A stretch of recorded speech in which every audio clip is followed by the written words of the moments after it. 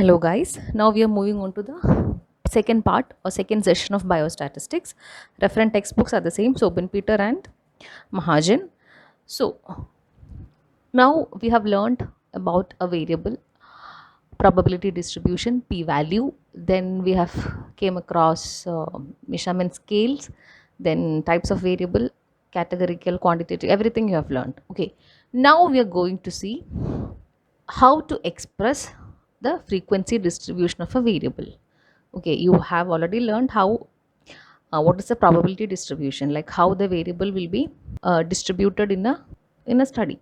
So how can we express that into a meaningful thing? Okay, so our ultimate aim is like we have to express the things what we have got.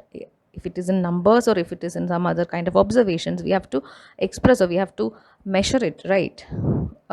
So two main types of measures are used to describe the frequency distributions in biostatistics. So that is measures of central tendency and measures of variation. This is very, very important. Frequently questions are being asked about this. Okay. So what is measures of central tendency? Okay. Highlight or just stress onto the term central. Okay. So it measures the location and it is focused on a typical value of the data set. Okay. Measures of variation or measures of dispersion, it describes the distance around which the typical value of the data set. Okay. So these two terms just keep in mind, location and central value. So next we are moving on to the properties. So it should be very easy to understand and compute. It should be based on each and every item in the series. It should not be affected by extreme observations. So what are the extreme observations? Suppose we have a set of values like 10, 20, 30, 40, and suddenly we have 1000, 2000, then again 50, 60, 70, 80. So this 1000, 2000 will be a outlier in that category. That means extreme values. So one of the important property that measures of central tendency possesses, it should not be affected by extreme observations, should be capable of further statistical computations, and it should have sampling stability. Okay, so next we are going to see what are the most common measures of central tendency. The most common measures of central tendency used in science. So this is very, very, very important. You might have heard this. The most common measures of central tendency are arithmetic mean, median, and mode. So arithmetic mean is a mathematical estimate, median is a positional estimate, and mode is based on the frequency. Okay, so when you study this thing, you will understand what exactly it meant by mathematical, positional, and frequency. Okay, so let's move on to arithmetic mean or arithmetic average.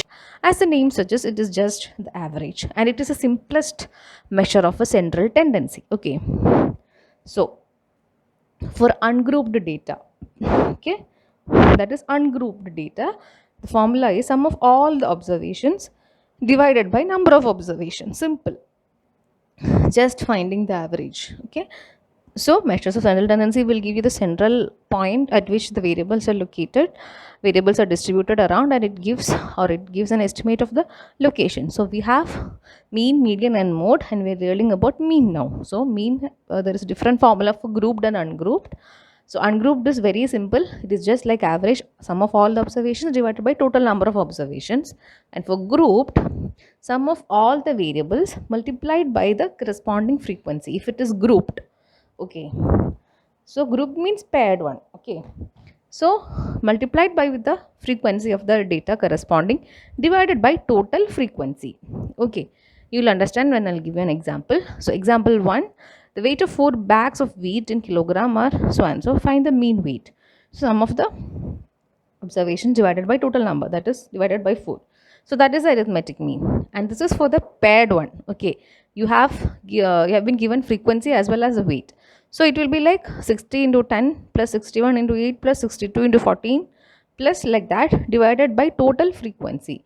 So total frequency will be 10 plus 8 plus 14 plus 16, 15 plus 17. Okay, that is the frequency. Clear? So that is how for group data. Okay, now what are the properties of arithmetic mean? It is the simplest measure of central tendency.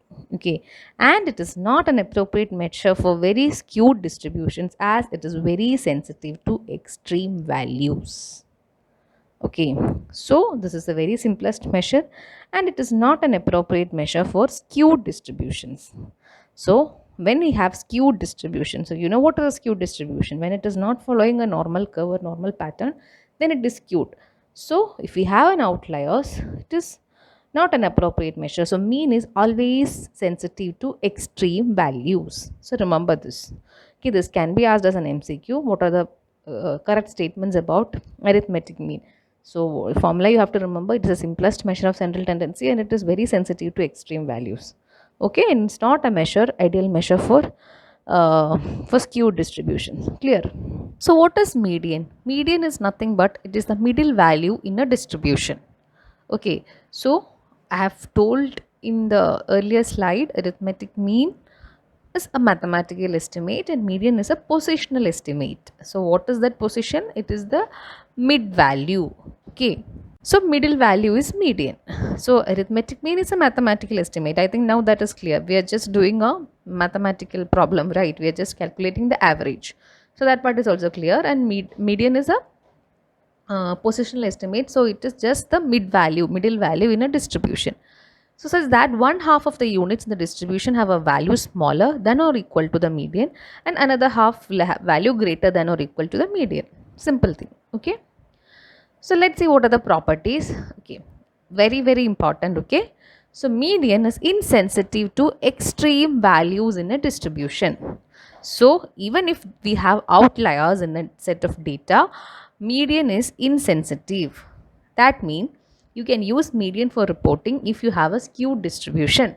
Okay, so it is a useful measure of central tendency in a highly skewed distribution. So whenever a distribution is not following a normal pattern, normal, if it is not normal, then it is skewed, it have the presence of outliers. In that case, we can use the appropriate measure of central tendency for reporting such kind of data is the median. Okay, very important. It is insensitive to extreme values. Okay, now we have, okay, another point is that all the observations are arranged in the order of the magnitude. Okay, it will be arranged in the order of the magnitude and hence the middle value is selected as the median. Clear? So if we have odd numbers of observation, n plus 1 by 2 is a one formula for calculating median, or just pick out the middle value. Okay, if we have even numbers, there will be two middle values, right? Then we have to calculate the mean of that middle two values. So it is clear, no? Odd number and even number. Okay, so many problems will be asked. Okay, calculate the mean, calculate the median. They will give you a data set, sometimes 1 2 3 4 5 6 7 8 9 10, like that. You have to first see whether it is the numbers are the total numbers are in even or in odd format. Then you have to use the appropriate formula, odd number n plus 1 by 2, or even you have to take the mean of the middle two values. Okay, clear? Now we are moving on to mode. Okay, so arithmetic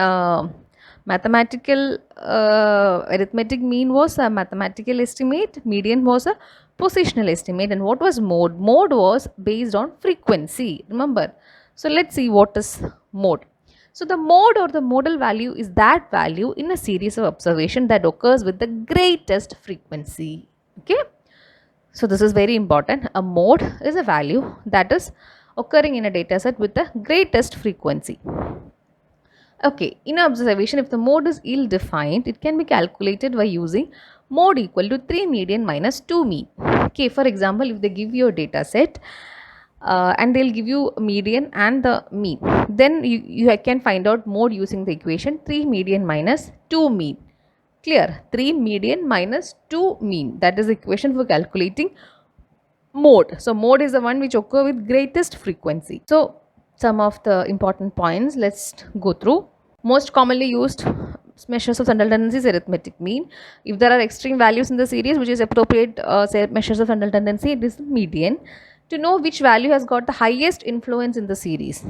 Okay, the one which is most commonly repeating has got the highest influence. So that will be mode. Okay, so it is just that value that occurs with greatest frequency. Okay, so another important point is there will not be any negative mode for any distribution. Remember this, there won't be any negative mode. Okay, okay, now let's see these things in nutshell. So what is a mean? Mean is a simply average sum of all the numbers divided by total number of observation. What is a median? As a midpoint of the distribution. If it is odd data, see 3, 5, 6, 9, 15. We have 5 total n is equal to 5. So the mid value, if you have even data, 2, 7, 15, 20, that is total number is 4. So it is like 7 plus 15 by 2, that will be give you the median. So mode, example for mode 3, 5, 7, 5, 6, 5. So which one is mostly repeating? That is 5. So that is mode. Clear? Okay. So that is all about measures of central tendency. Now we are moving on to measures of dispersion. So as I told you earlier, dispersion or the measures of variation is the degree of spread or variation of the variable about a central value. How far is the spread from that central value? So we have got a curve, right? So measures of central tendency will give you that particular central point or central value, right? So dispersion will give you how far the observations are dispersed or varied from the central value. Okay, that is give the degree of spread or variation of the variable about that central value. So that is measures of dispersion. So we have 4 measures of dispersion: range, mean deviation, standard deviation, and coefficient of variation. You have to by heart this, okay? Range, mean deviation, standard deviation, and coefficient of variation. So there it was mean, median, and mode. Here we have range, mean deviation, standard deviation, and coefficient of variation. Okay, let's see in detail. Range. Okay, what is range? So basically it gives you how far is the data is differed from the central value. Okay, or how far is the degree of spread. So what is range? It is the simplest method. So it is defined as the difference between the value of the smallest item and the value of the largest item. So if we have a data set, so we have to just subtract the difference. You have to find out the difference between the smallest and the largest. So you have to just minus the largest value, smallest value from the largest value. So you will get the range. So that is why it is known as very simplest method. Okay. And this measure gives no information about the values that lie between the extreme values. Okay, it will just give you the difference, that is the range, the difference between the smallest and the largest, and it is subject to fluctuations from sample to sample. It is always depending upon the sample. Okay, that is what range, just the difference between smallest and the largest. Okay, let's see what is mean deviation. So mean deviation, it is the average of the deviations from arithmetic mean. Okay, so what is mean deviation? It is the average of the deviations from the arithmetic mean. So we have an arithmetic mean. For example, x is the arithmetic mean. Okay, so we have to find the deviation. So if we want to find the deviation, we have to minus each value. We have to subtract each value from the arithmetic mean. So x1 is the value of each observation in a data. So x minus x1 will give you the deviation. Okay, so it is just average of the deviation. So if we want to find the average, x minus x1 divided by n, that is the average, and it is not just the average, and we have to find out the total sum. Okay, so that is because we will be having n number of values, right? It is for just one value, x minus x1 by n, for it is for 1. So we have to find the total sum, that is x minus x1 sigma divided by n. Okay, that is mean deviation. For example, we have a data set 2, 3, 5, 6, 7. For example, 2, 3, 5, 6, 7, and our arithmetic mean is, just consider it as 4. So what we have to do? 4 minus 2, then 4 minus 3, then 4 minus 5. See, 4 minus 7. So we have to minus each value, each observations from the arithmetic mean. That is the deviation. Okay. Then we have to add, okay, divided, and it is divided by total number of observations, 2, 3, 5, 7 divided by 4. So that is mean deviation. So it is the average of deviations from the arithmetic mean. Clear? Okay, next we have standard deviation. So this is very, very important, standard deviation. Okay, it is most important and most widely used measures of dispersion, and it is also known as root mean square deviation, because root mean square deviation. So root mean square deviation is the standard deviation. Okay, because it is the square root of the mean of the square deviations from the arithmetic mean. It is very simple, don't get confused. Square root of the mean of the square deviations from the arithmetic mean. Okay, so first we will put a square root. Okay, next what they have told, mean of the square deviations from arithmetic mean. Okay, so if the mean of all values in the data set, let it be x dash, and x is the each value in the data set. So x minus x dash is the deviation from the arithmetic mean. Okay, so mean is x dash and x is the value. So x minus x dash is the deviation from the arithmetic mean. So what we have to find? We have to find mean. Okay, so x minus x dash divided by total n will give you the mean of that data, right? And it is not just mean, squared deviation. So x minus x dash squared divided by n, and we have to find the sum of each value, that is sigma. Clear? So first we have to put a square root, then we have to find mean of the squared deviations from the arithmetic mean. So x dash b is the arithmetic mean, so x minus x dash, and we have to put a square. Okay, squared deviation, so squared, and if you want to find the mean, sigma by n, that is total sum divided by total number of observations.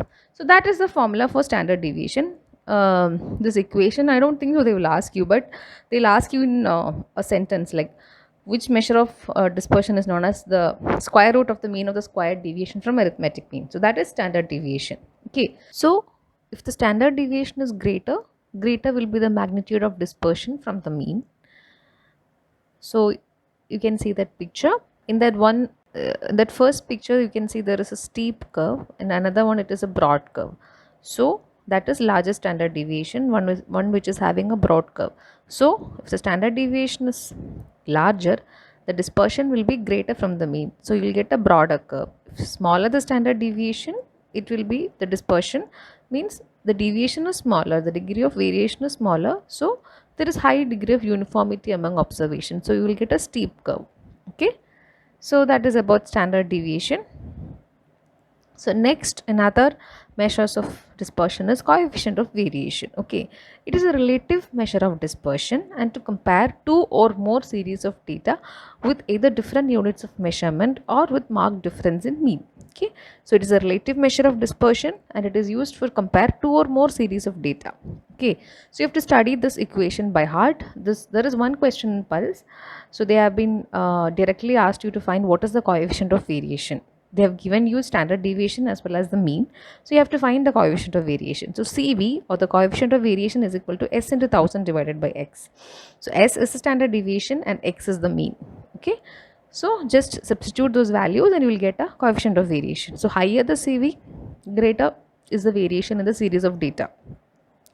So that is understood. If the CV is more, there will be greater variation. Okay.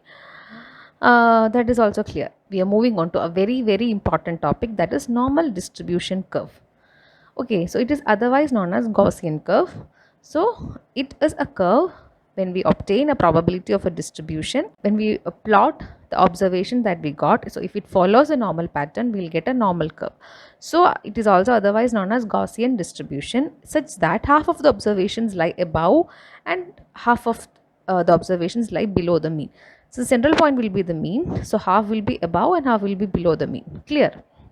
It will always follow a bell curve if it is following a normal distribution. Okay. So here the properties you have to by heart. Okay. Don't think too much like how it came and what is the proof behind this. If I explain that to you, it won't get digest. So that is what, just by heart it. Okay. So a bell shaped curve, it is a bell shaped curve.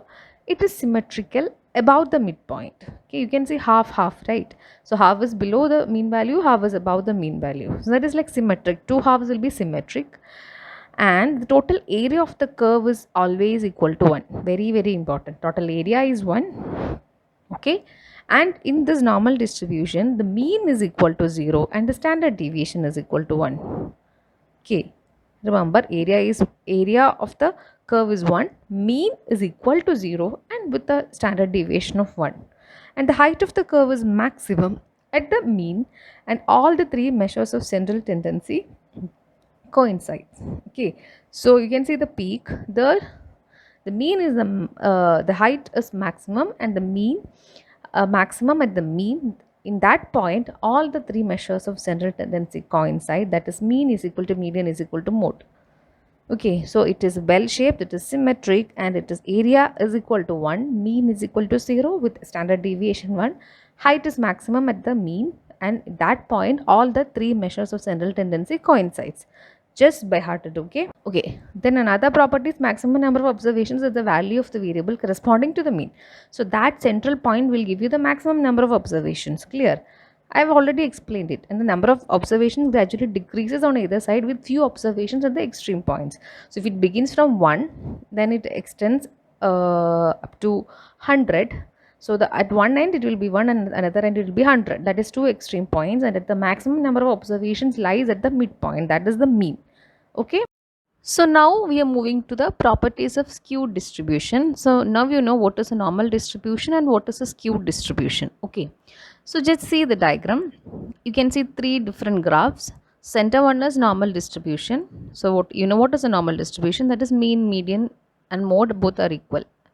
Okay. So it is a represents a perfectly symmetrical distribution. Okay.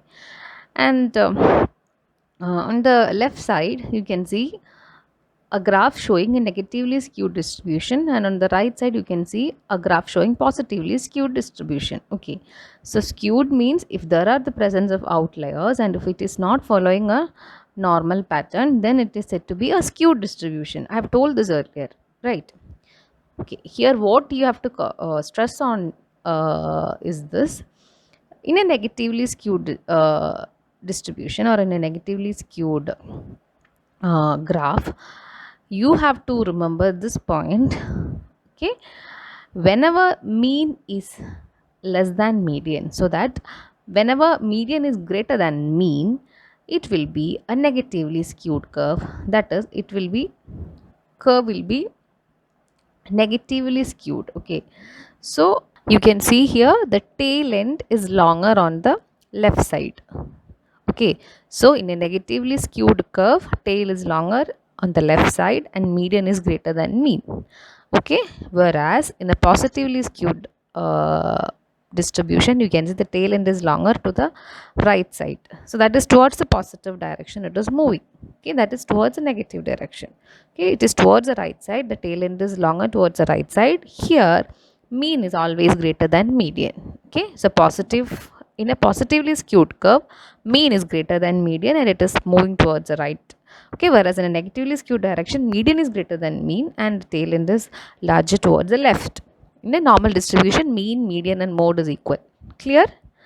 Okay, so here questions usually they ask like they'll give you a set of data and they will ask you to identify whether it is positively skewed or negatively skewed. So if a set of data is there, you know how to find mean and median, right? So you have to find mean and median of the data. You have formulas, right? They will give you like 8, 10, 15, 16, like that observations they will give.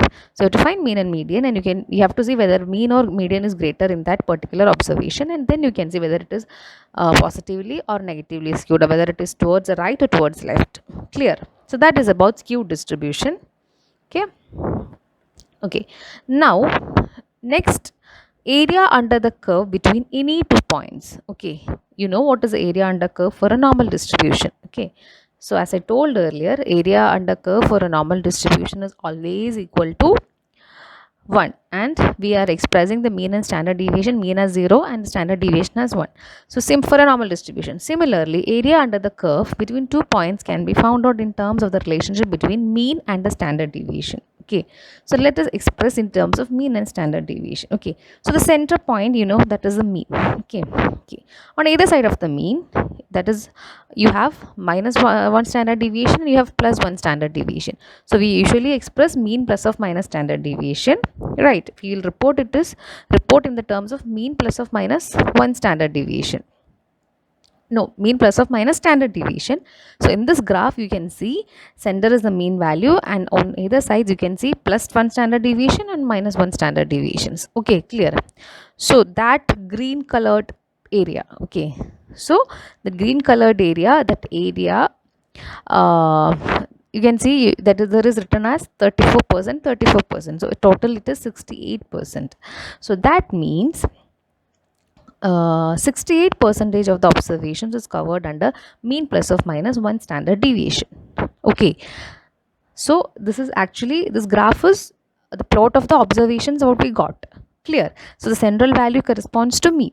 Okay, on either side, that green colored area represents the number of observations that falling into that particular part. Okay, so 68% of the observations of this data set, okay, is covered under mean plus or minus 1 standard deviation, or mean plus or minus 1 standard deviation covers 68.3% of the observations. Okay, so this is, we are expressing the area under the curve in terms of mean and standard deviation. So mean plus or minus 1 standard deviation covers 68% of the observations. This you have to by heart.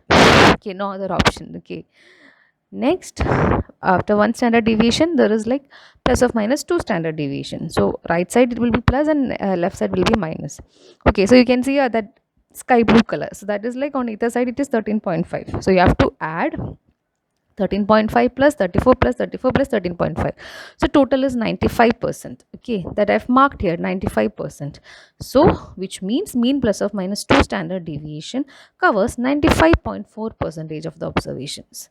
So first was 68.3, next was 95.4%. Okay, similarly mean plus or minus 3 standard deviation covers 99.7 percentage of the observations. Okay, on either side that violet color is 2.35%. So you have to add 1, 2 and 3.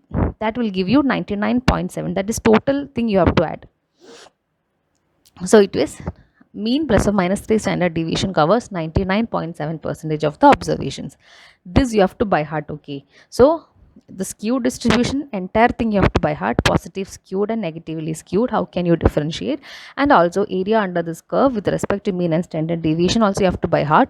You n number of questions they can ask, like mean plus or minus 1 standard deviation means what, how many they will ask like this, mean plus or minus standard deviation covers dash percentage of the observations. So they can ask tricky questions. Okay, understand the concept, remember this diagram, like where it is colored and what is the fraction of the percentage, like 34 and just beyond, just besides that it is 13.5, and at the place of minus 3 standard deviation on either side it is 2.35.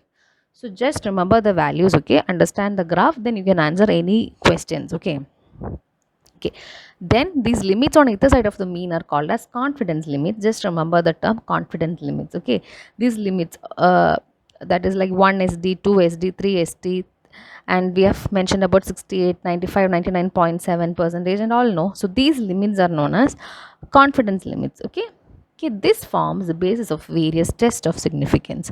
I've told you earlier about the test of significance. I've given a hint, it is used to find the p-value. Okay, so this is the basis for test of significance, which I'll be dealing in the next session. Okay, so revise and try to solve the questions.